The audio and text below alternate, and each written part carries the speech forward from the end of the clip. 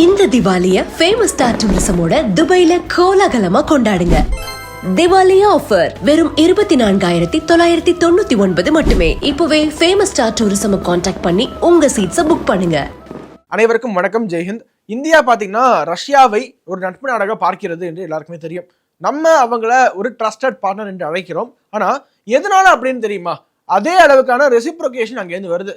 நம்ம எப்படி அவங்கள ட்ரஸ்டட் பார்ட்னர் என்று அழைக்கிறோமோ, ஒரு ஃப்ரெண்டாக பார்க்கிறோமோ, அதே அளவுக்கு ரஷ்யா இந்தியாவையும் ஒரு நட்பு நாடாக பார்க்கிறது என்பதை அந்த நாட்டினுடைய அதிபர் புதின் அவர்களே தன்னுடைய வாயால் சொல்லியிருக்காரு. எல்லாத்தையும் தாண்டி இந்தியாவுடைய சிவிலைசேஷனை பெருமையாக பேசியிருக்காரு. One of the most ancient civilisation, நாங்கள் அதை மதிக்கிறோம் என்றும் பேசியிருக்காரு.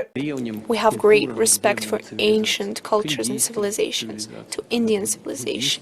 இதுக்கப்புறம் அவர் பிரதமர் மோடி குறித்து பயன்படுத்துகிற வார்த்தை தான் ரொம்ப முக்கியம். என்ன சொல்றாருன்னு பாருங்க. The people of India will not accept any humiliation. அவங்க நீங்க சீண்டி பார்க்கலாம்னு நினைச்சீங்கன்னா அது நடக்கவே நடக்காது. எனக்கு பிரதமர் மோடி குறித்து நல்லாவே தெரியும், அவர் எப்படி செயல்படுவார் என்று தெரியும்.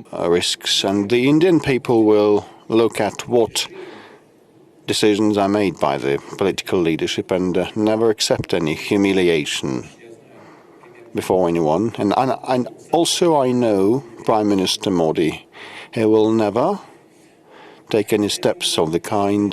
எதனால இந்த கான்டெக்ட் வருதுன்னா, அமெரிக்கா இந்தியா மேல பிரஷர் போடுறாங்க இல்லையா, ரஷ்யா கிட்ட இருந்து வாங்கக்கூடாது என்பதற்காக. அதற்கு தான் ரஷ்ய அதிபர் புதின் அவர்கள் இந்திய மக்கள் இந்த ஹியூமிலியேஷன்ல ஏத்துக்கவே மாட்டாங்க என்று ஒரு ரிப்ளை ஒன்று கொடுத்திருந்தாரு. சரி, அவ்வளவுதான், இந்தியா பத்தி பேசி முடிச்சிட்டாரு. ரஷ்ய அதிபர் புதின் அவர்களுக்கு நிறைய டாபிக்ஸ் இருக்கும், அதை பத்தி எல்லாம் பேசுவார்னு பார்த்தா இந்தியா பத்தி பேசிக்கிட்டே இருக்காருங்க. We want to buy more agricultural products from India. Agriculture products ஓட சேர்த்து இந்த pharmaceutical products இருக்கு இல்லையா, மருந்து வகைகள், இந்த மருந்து மாத்திரைகள், இதெல்லாமும் நாங்க இந்தியா கிட்ட இருந்து நிறைய இன்னும் வாங்க போறோம் என்றும் அஷ்யூர் பண்ணியிருக்காரு. We could acquire more agriculture products, medical products. Indian கவர்மெண்டோட இப்போ ஆர்டிஃபிஷியல் இன்டெலிஜென்ஸ் கோஆபரேஷன் போய்கிட்டு இருக்கு. இந்த ஒரு உறவை, இந்த ஆர்டிஃபிஷியல் இன்டெலிஜென்ஸ் கோஆபரேஷன், ஏஐ கோஆபரேஷனை இந்திய அரசாங்கத்தோட இன்னுமே நாங்க அடுத்த கட்டத்துக்கு எடுத்து செல்ல முனைப்போட இருக்கோம், அதற்காக வேலைகள் நடந்து கொண்டு இருக்கு அப்படின்னு சொல்லியிருக்காரு. Allow me to start off with the easier part, with artificial intelligence and other modern developants of our civilization, and on the possibility of creating a fund. Yes, it is possible. I've already said that I've asked the Russian government and the Vice Prime Minister to think of a proposal to our Indian friends and colleagues. Indian cinema பத்தி பேசுறாரு. இந்தியாவுடைய cinema பாத்தீங்கன்னா உலக அளவுல பெரிய வரவேற்பை பெற்றிருக்கு. இந்தியாவை தவிர இன்னொரு நாட்டுல இந்தியன் சினிமாக்காகவே பிரத்யேகமாக ஒரு சேனல் இருக்குமே, ஆனால் அது ரஷ்யாவில தான் இருக்கு. சோ அந்த அளவுக்கு இங்க இந்தியன் சினிமா பாப்புலராக இருக்கு என்று பதிவு பண்ணியிருக்காரு. We love Indian cinema. I've already spoken about it. It's probably the only country in the world that other than India we have a separate channel that streams Indian movies days and nights. டிசம்பர்ல பாத்தீங்கன்னா ரஷ்ய அதிபர் Putin அவர்கள் இந்தியாவுக்கு வரப்போறாரு. அந்த ஒரு விசிட்ட, India வருகை நான் எதிர்நோக்கி காத்திருக்கேன், நான் இந்தியாவுக்கு செல்ல வேண்டும், the most trustworthy partner Indian Prime Minister Modi அப்படிங்கிற வார்த்தையை பயன்படுத்தி. And I also am looking forward to my trip in early December, and I highly await my meeting with my dear friend, with our trustworthy partner, with Prime Minister Modi. இந்தியாவை ஒரு trusted partner, Modi ஒரு trusted partner அப்படிங்கிற வார்த்தையை பயன்படுத்துவது, this proves the time tested relationship between India and Russia.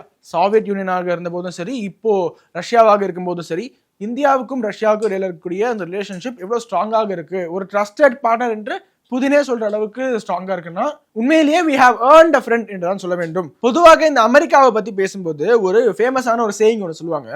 being America's enemy can be dangerous, but being America's friend will be fatal. அவங்களுக்கு நட்பு நாடா இருக்கிறது தான் பெரிய பிரச்சனையே, பெரிய ஆபத்தே அப்பதான் வரும். நீ எதிரியா கூட இருந்துக்க, ஆனா நட்பு நாடுனா உங்களுக்கு உதவி செய்யறன்னு உள்ள வருவான், ஆனா பாதியில கழட்டிட்டு ஓடிடுவான். அமெரிக்கா மட்டும் நம்பவே கூடாது. ஆனா ரஷ்யா நமக்கு ஒவ்வொரு தடவையும் ப்ரூவ் பண்ணிருக்கு, ஒவ்வொரு வார் அப்பையும் நமக்கு ப்ரூவ் பண்ணிருக்கு ஒரு டைம் ட்ரஸ்டட் ஃப்ரெண்டாக இருந்திருக்கு. ஒரு ஃப்ரெண்டோட நியூஸை பார்த்துட்டோம் ரஷ்யாவை பத்தி. அடுத்து நம்மளுடைய ஃபார்மர் ஃப்ரெண்ட், முன்னாள் ஃப்ரெண்ட் யாரு? பங்களாதேஷ். ஷேக் ஹசீனா இருந்த போது வரைக்கும் நட்பு நாடாக இருந்த பங்களாதேஷ் இப்போ முகமது யூனஸ் என்று அந்த சிஐஏனுடைய பப்பட் ஆட்சி புரிய ஆரம்பிச்சோடனே அங்க எப்படி ஹிந்து இனப்படுகொலை நடந்துகிட்டு இருக்கு என்பதை ரொம்ப டீடைல்டாகவே நம்மளுடைய சேனல்லேயே அவ்வளவு ஆதாரம் கொடுத்திருந்தோம். ஒவ்வொரு இன்சிடென்ட்டாக கோட் பண்ணி டார்கெட்டட் கில்லிங் ஆஃப் ஹிந்துஸ் எப்படி நடந்துகிட்டு இருக்கு, அவ்வளோ ஹிந்துக்கள் தெருவில் வந்து போராடினாங்க, எப்படி எங்களுக்கு உயிருக்கே பாதுகாப்பு இல்லை, உடைமைகள் சூறையாடப்பட்டுக்கிட்டு இருக்கு, பல வீடுகள் கொடுக்கப்பட்டிருக்கு என்று சொன்னதுக்கு அப்புறமா இப்போ அந்த பங்களாதேஷனுடைய கவர்மெண்ட் இன்டரிம் ஹெட் என்ன தெரியுமா சொல்றாரு, there is no violence against Hindus in Bangladesh. அதெல்லாம் fake news. இந்தியா பரப்பக்கூடிய பொய் செய்தி அப்படின்னு வெக்கமே இல்லாம சொல்லியிருக்காரு. Several episodes of vandalism, mob violence. Police arrested a Hindu monk last November simply for raising a Hindu flag over a Bangladeshi flag. That's the kind that is happening, right? You can't deny that. One of the specialty of India right now is fake news. Okay. A barrage of fake news. ஒரு Hindu மாங்கை arrest பண்ணது பங்களாதேஷ்ல. அந்த news உலகம் எல்லாம் வைரலா போனதுக்கு அப்புறமா release பண்ணிட்டாங்க. இந்துக்கள் வீதியில் வந்து டாக்காவில போராடினாங்க, எங்களுக்கு பாதுகாப்பு இல்லைன்ட்டு. பங்களாதேஷ்ல ஷேக் ஹசீனா அந்த இடத்துல இருந்து போனதுக்கு அப்புறமா நியூயார்க் டைம்ஸ் ரிப்போர்ட் பண்ணிருக்காங்க, வாஷிங்டன் போஸ்ட் ரிப்போர்ட் பண்ணிருக்காங்க. டொனால்டு ட்ரம்ப் என்ன தெரியுமா சொல்றாரு, திஸ் இஸ் பார்பாரிக் அப்படின்னு அதை குறிப்பிட்டாரு. இந்த வயலன்ஸ் இவ்வளவு ஆன்டி ஹிந்து ஆன்டி இந்தியா பத்திரிகைகளே ரிப்போர்ட் பண்ற அளவுக்கு அந்த ஆன்டி ஹிந்து வயலன்ஸ் பங்களாதேஷ தலைவிரித்து ஆடிக்கொண்டு இருக்கும்போது அந்த நாட்டை நான் ஆட்சி பண்றேன்னு ஒருத்தர் உட்கார்ந்துருக்காரு, அவர் பேர் முகமது யூனஸ் பேரு. அவர் வந்து என்ன சொல்றாரு, வயலன்ஸே நடக்கல, இந்துக்கள் எங்களுக்கு வந்து பாதுகாப்பு கொடுங்கன்னு கேட்காதீங்க, we are citizens of this country, அதனால பாதுகாப்பு கொடுங்க அப்படின்னு கேட்கணுமா. we are Hindus, so பாதுகாப்பு கொடுங்கன்னு கேட்கக்கூடாதா, we are citizens of this country, so பாதுகாப்பு கொடுங்கன்னு கேட்கணுமா. ஏதோ நீ பாதுகாப்பு கொடுத்தியா இல்ல. வன்முறை வெறியாட்ட கும்பல் ஜமாத்தி இஸ்லாமியிலிருந்து இன்னும் பல பயங்கரவாத அமைப்புகள் அங்க இந்துக்களுக்கு எதிராக தாக்குதல் நடத்தினாங்க. 1974ல 13.5% இருந்த ஹிந்து பாப்புலேஷன் 2011ஆம் ஆண்டு நடந்த சென்சஸ் படி 8.5% குறைந்தது. எப்படி from 13.5 to 8.5 இவ்வளவுதான். அதுக்கு முன்னாடி பாருங்க, ஏன் 1974 எடுக்கிறேன்னா அதுதான் பங்களாதேஷ் பிரிஞ்சதுக்கு அப்புறமா எடுக்கப்பட்ட சென்சஸ். அதுக்கு முன்னாடி பாருங்க, பார்ட்டிஷன் அப்பவே 1951ல 22%, 1951 22%, 2011ல வெறும் 8.5, அதுவும் 2011ல. இப்ப பாருங்க இன்னும் டிராஸ்டிக்காக அந்த நம்பர்ஸ் குறைஞ்சிருக்கும். Either they will get converted or they would have fled the country or அவங்கள மர்டர் பண்ணிருப்பாங்க. இவ்வளவுதான் நடந்திருக்கும். இதை தாண்டி ஒரு பாசிபிலிட்டி கிடையவே கிடையாது. இன்னும் இவ்வளவு நாளைக்கு உங்களுடைய ஆட்டம் பங்களாதேஷ்ல இருக்கு அப்படின்னு பார்ப்போம். விரைவில் அந்த நாட்டிலேயே ஆல்ரெடி ப்ரொடெஸ்ட்லாம் ஸ்டார்ட் ஆயிருச்சு. இந்த முகமது யூனஸ்க்கு எதிராக மின்சாரம் இல்லை, உணவில்லை, தண்ணீர் இல்லை, அந்த நாடே திவாலாகக்கூடிய நிலைமையில இருக்கு பங்களாதேஷ். இந்தியாவுடன் கையேந்தி கொண்டிருக்கு. இப்படி வந்து நாட்டை விட்டுட்டீங்களே அப்படின்ட்டு பங்களாதேஷ்ல ஒரு மிகப்பெரிய புரட்சி வெடிக்கத்தான் போகிறது. அதை நாம் பார்க்க தான் போகிறோம். அடுத்தபடியே ஆப்கானிஸ்தானுக்கு வாங்க. ஆப்கானிஸ்தானுடைய ஃபாரின் மினிஸ்டர் அமீர் கான் என்பவர் வருகிற அக்டோபர் 10ஆம் தேதி அந்த வாக்குல இந்தியாவுக்கு வரப்போகிறார் என்பது மோரலஸ் கன்ஃபார்ம் ஆயிருச்சு. இது ஒரு மேஜர் ரிலேஷன்ஷிப்புங்க. ஆப்கானிஸ்தான்ல தாலிபான் டேக் ஓவருக்கு அப்புறமா இந்தியாவுக்கும் ஆப்கானிஸ்தானுக்கும் இருக்கக்கூடிய ரிலேஷன்ஷிப்னுடைய ஒரு புதிய உச்சத்தை தொடப்போகிறது ஃபாரின் மினிஸ்டர் இந்தியா விசிட் மூலமாக. இது மூலமாக என்ன நடக்கிறது என்று நம்ம பொறுத்திருந்தான் பார்க்க வேண்டும். ஒவ்வொரு மீட்டிங்கும் ஏதாவது ஒரு அவுட்கம் இருக்கும். அவுட்கம் இல்லாம ஒரு மீட்டிங் இருக்காது. இந்த மீட்டிங்ல என்ன அவுட்கம் வரப்போகிறது என்பதை பார்ப்பதில் நான் ரொம்ப ஆர்வமாக இருக்கேன். ரீசெண்டா பாத்தீங்கன்னா இந்தியாவுக்கும் சைனாக்கும் இடையிலான இந்த ரிலேஷன்ஷிப் எப்படி கொஞ்சம் கொஞ்சமாக மேம்பட்டுக்கிட்டு இருக்கு அப்படிங்கறத பார்த்தோம். பாரத பிரதமர் நரேந்திர மோடி அவர்கள் ஷாங்காய் ஒத்துழைப்பு மாநாட்டுக்கு சைனாவுக்கு போய் ரஷ்ய அதிபர் புதினையும் சீன அதிபர் ஷி ஜின்பிங்கையும் சந்தித்த அந்த புகைப்படமே அவ்வளவு வைரலா போச்சு. அதுக்கப்புறமா ஷி ஜின்பிங்கே அவருடைய ஸ்டேட்மெண்ட்ல இந்தியா மேல கொஞ்சம் சாஃப்ட் கார்னர் இருக்க மாதிரி தான் அவர் ஸ்டேட்மெண்ட்லாம் கொடுத்தாரு. we are partners என்றெல்லாம் வார்த்தையை சைனா பயன்படுத்தியது. இப்போ இந்தியாவுக்கும் சைனாக்கும் இடையில டைரக்ட் பிளைட்ஸ் பறக்க தொடங்க போகிறது. அக்டோபர் 26ஆம் தேதி கொல்கட்டாலேருந்து சைனாவுடைய குவாங்ஸோ அப்படிங்கிற இடத்துக்கு இண்டிகோவுடைய பிளைட் பறக்க போகுது. இது குறித்து இண்டிகோ என்ன சொல்லியிருக்காங்க பாருங்க.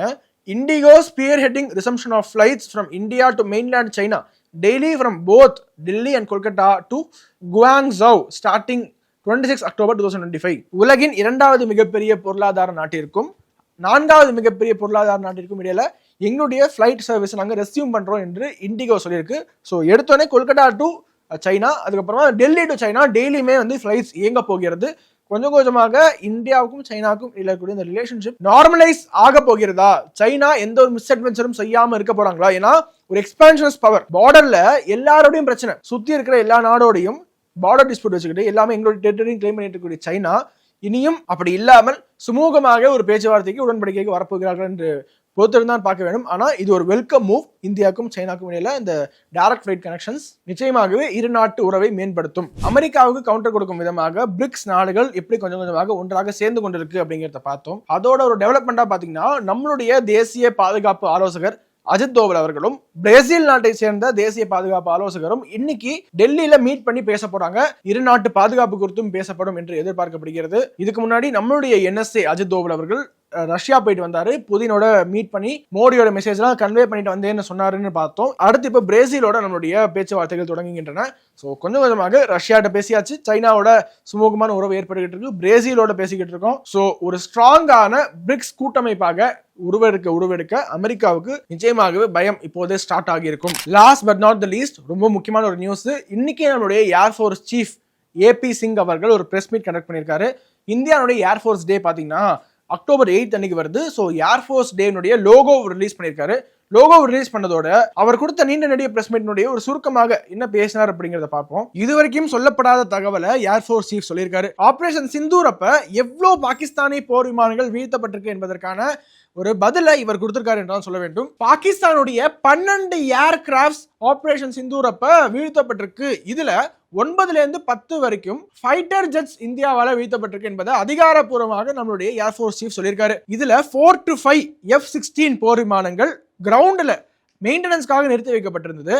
5 ஹைடெக் ஃபைட்டர் ஜெட்ஸ் ஏர்ல மிட் ஏர்ல நம்ம சுட்டு வீழ்த்தியிருக்கோம். இதை தவிர ஒரு C-130 class transport aircraft on கிரவுண்ட்ல அண்ட் ஒரு AWACவையும் நம்ம டிஸ்ட்ராய் பண்ணியிருக்கோம். இதுக்காக வீடியோ ஆதாரத்தோட அவர் பிரஸ் மீட் கொடுத்திருக்காரு என்பதுதான் குறிப்பிடத்தக்கது.